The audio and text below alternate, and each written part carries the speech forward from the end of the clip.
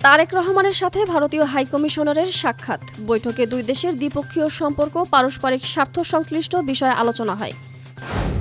অর্থ আত্মসাতের অভিযোগে সাবেক রাষ্ট্রপতি শাহাবুদ্দিন সহ ৩৮ জনের বিরুদ্ধে দুদকে অভিযোগ।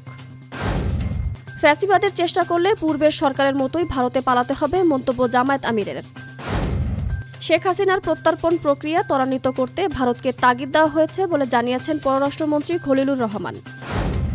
মন খুলে গাওয়া যায়, পরীক্ষায় নম্বর দেওয়া যায় না, বলেছেন শিক্ষামন্ত্রী ডক্টর এহসানুল হক মিলন।